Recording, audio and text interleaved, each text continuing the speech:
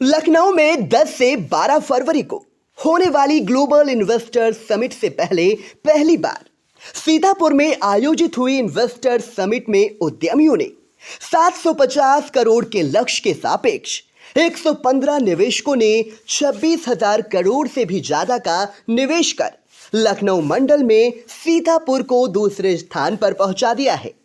कई नामचीन कंपनियों में शामिल Bharat Petroleum, Green Lab Industries Limited, Arjungarh Industrial Estate, Redco ने टूरिज्म, प्लाईवुड, पेट्रोकेमिकल, डिस्टिलरी, कपड़ा उद्योग, एथेनॉल, एग्रो इंडस्ट्रीज आदि क्षेत्रों में सर्विस सेक्टर से लेकर मैन्युफैक्चरिंग में निवेश किए जाने से सीतापुर वासियों के लिए अब बड़े पैमाने पर रोजगार मुहैया होने का रास्ता बन गया है।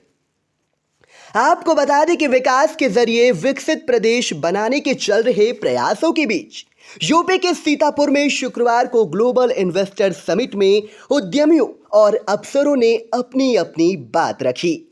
उद्यमियों ने अपने उद्योगों के बारे में विस्तार से जानकारी दी, तो वहीं अफसरों ने सुरक्षा का माहौल देकर भयमुक्त माहौल में निवेश से विकास की रफ्तार पकड़ने की बात कहकर उद्यमियों का हौसला बढ़ाया। दरअसल शुक्रवार को शहर के रसियौरा स्थित मयूर रिजॉर्ट में डीएम अनुज सिंह, एसपी गुलेश सुशील चंद्रभान और स्टार्टअप कमेटी पीएचडी सीसीआई के को चेयर विनायक नाथ व अन्य उद्यमियों ने संयुक्त रूप से दीप प्रज्वलित कर कार्यक्रम की शुरुआत की। इस दरमियान डीएमएसपी का उपायुक्त उद्योग आशीष गुप्ता ने स्वागत किया। इस मौके पर नीति संग्रह पुस्तिका का अनावरण भी किया गया। इस दरमियान 4 MOU का आदान प्रदान भी किया गया, जिसमें MSME विभाग, पर्यटन विभाग, आबकारी विभाग, वन विभाग शामिल रहा। इस दौरान सिटी मजिस्ट्रेट अमृता सिंह समेत अन्य अधिकारी मौजूद रहे। बड़े उद्यमियों में शुमार व अर्जुनगढ़ इंडस्ट्रियल एस्टेट के चेयरपर्सन शरद चौधरी ने ग्लोबल इन्वेस्टर समिट में बोलते हुए कहा कि डीएम के सामने प्रपोजल रखूंगा जिसमें मिश्रिक में हवाई पट्टी या एयरपोर्ट होना चाहिए। धीरे धीरे प्रयास हो, इससे आना जाना आसान होगा। वह कहते हैं कि एयरपोर्ट बनने से लखनऊ से नैमिष और अयोध्या जुड़ेगा, इससे आवागमन में सुविधा होगी। एक बस प्रपोजल मैं दूंगा डीएम साहब को, रिक्वेस्ट करूंगा उसको टेकअप करें जैसे भी करना हो। यहाँ पर एक हवाई पट्टी या एयरपोर्ट जरूर होना चाहिए, क्योंकि जो बड़े इंडस्ट्रियलिस्ट हैं, जैसे धर्मेंद्र जैन साहब को दिल्ली से आना था, ये लखनऊ जाके 2 घंटे आए, या जैसे आईटीसी, ये जो बाहर से लोग आते हैं उनके लिए चाहे मिश्री के आसपास हो जाए कहीं, एक प्रपोजल हवाई पट्टी का जरूर होना चाहिए। चाहे फिर धीमे धीमे करके वो उसमें उड़ान सेवा से कोई शुरू हो जाएगा, या प्राइवेट जेट उतार सके। कई ऐसे ओनर्स हैं वो प्राइवेट जेट से ही चलते हैं। जो 30,000 40,000 करोड़ की कंपनी अगर इन्वेस्ट करना चाहेगी तो उसका ओनर देखना चाहेगा महीने में एक बार कम से कम। तो वो ये बहुत बड़े हासिल है यहाँ से लखनऊ लैंड करना और वहां से आना। ऑल्दो हेलीकॉप्टर फैसिलिटी शुरू हो जाए, जो हमारे मित्र हैं वो प्लान कर रहे हैं हेलीकॉप्टर से लखनऊ, अयोध्या और नीमसार को जोड़ने का, तो वो भी एक तरीके से यूज हो सकता है। तो वो इस तरीके की जब तक आवागमन की सुविधाएं होंगी तो बहुत अच्छा रहेगा। तो इसी के साथ मैं अपने शब्दों को विराम देता हूँ। Thank you very much.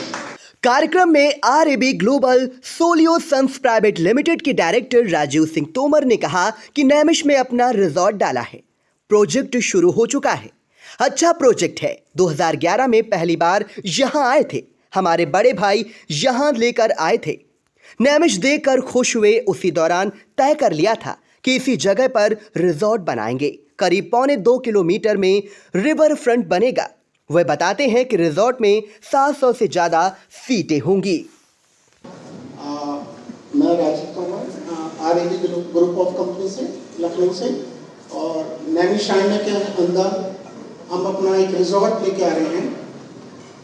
और करीब सारे अप्रूवल हो चुके हैं और काम स्टार्ट हो चुका है, और काफ़ी अच्छा प्रोजेक्ट है।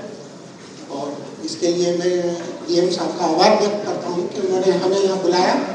और अब से 2015 में हम नैमिषारण्य फर्स्ट टाइम आए थे। हमारे बड़े भाई हैं mister Vikram Singh, CMD of company, तो उनके साथ जब हम यहाँ पर आए तो हमें लगा कि नैमिषारण्य जो हमने पढ़ा था एक देवभूमि है, तो उसके वहाँ पर पहुँचने के बाद हम एक दिन वहाँ पूरा रुके, हमने वहाँ भ्रमण करा गोमती रिवर फ्रंट।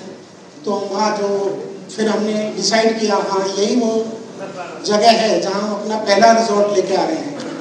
उसका नाम है द रिवर कैसल और करीब 1.25 किलोमीटर का हमारा रिवर फ्रंट है रिवर कैसल का। तो जिसे कहा हमारा काम स्टार्ट हो चुका है और पूरी फेंसिंग हो चुकी है, ऑफिस स्टार्ट हो चुका है, लॉन्च वगैरह, और 112 कॉटेज हम फर्स्ट फेज में लेके आ रहे हैं जो कि और आपका इंडिया का बिगेस्ट मल्टी कजन भोज पैलेस के नाम से हम रेस्टोरेंट लेके आ रहे हैं जिसमें 700 से ज़्यादा सीट होंगी रेस्टोरेंट। तो यही है, मैं इसके लिए बहुत बहुत धन्यवाद।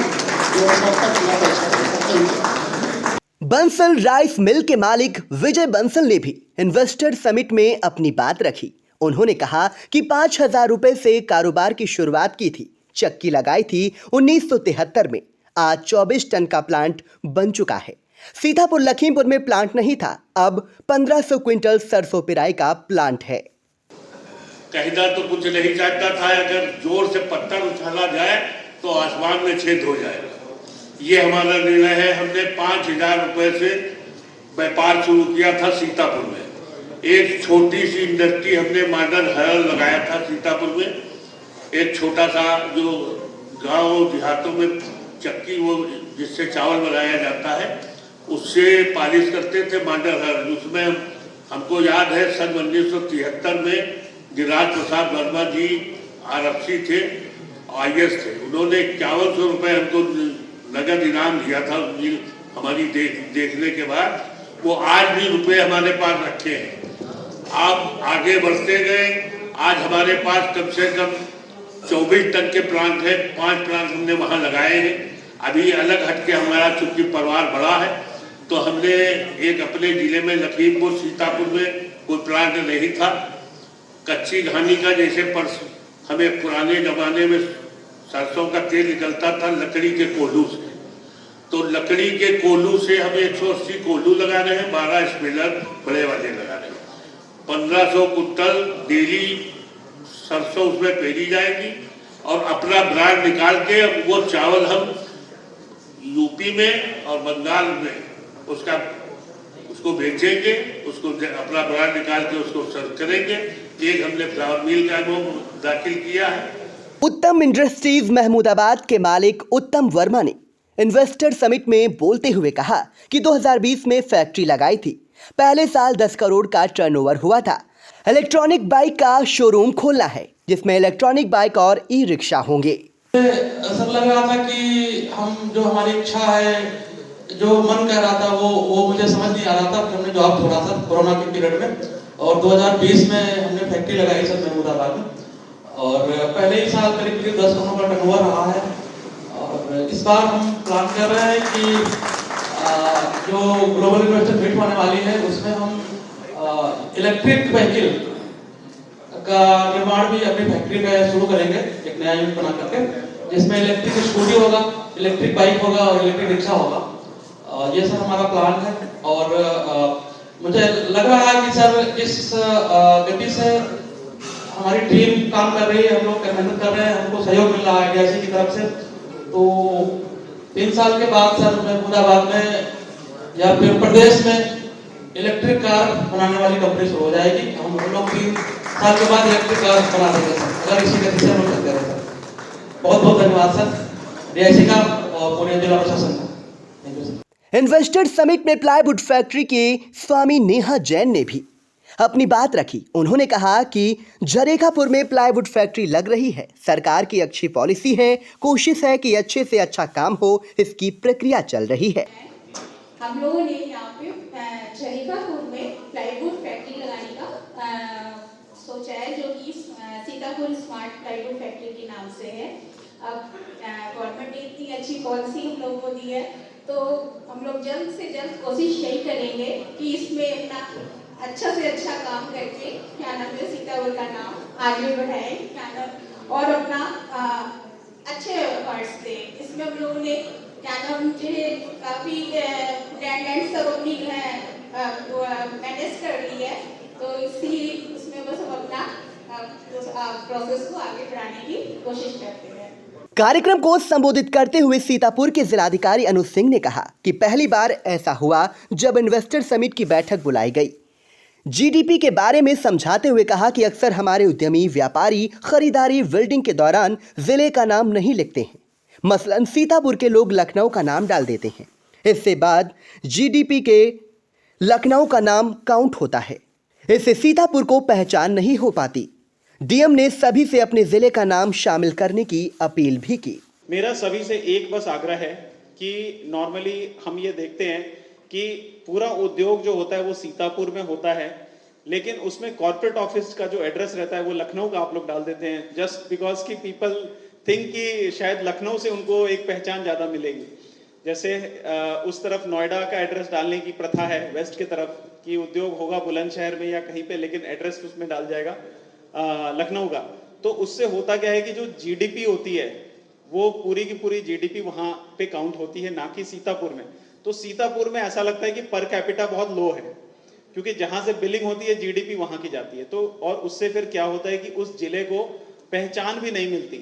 अगर कोई सपोज मान लीजिए कि आप रेडिको का कोई अगर बना, उस पर अगर लिखा रहेगा मैन्युफैक्चर्ड इन सीतापुर, अभी जैसे आप लिखते हैं मैन्युफैक्चर्ड इन रामपुर और आप बहुत प्राउडली उसको रामपुर का नाम आप देते हैं, तो Rampur is known for it.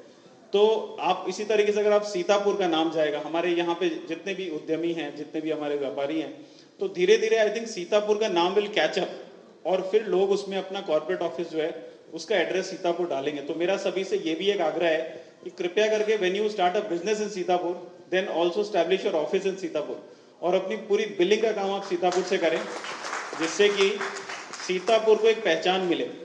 Global investor summit में एसपी सीतापुर गुले सुशील चंद्रभान ने उद्यमियों को सुरक्षा का भरोसा दिया। एसपी ने सभी उद्यमियों का स्वागत करते हुए कहा कि उत्तर प्रदेश में पिछले वर्षों की अपेक्षा अब उद्यमियों का निवेश लगातार बढ़ रहा है।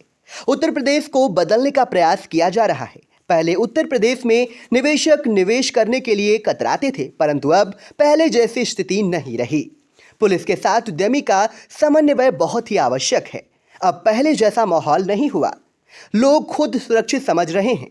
इसके परिणाम भी हम सभी के सामने हैं। सीएम के निर्देश पर हम लोग लगातार कार्य कर रहे हैं। कहा कि उद्यमियों को कोई समस्या हो तो वो खुद मिलकर अपनी समस्याओं को बता सकते हैं।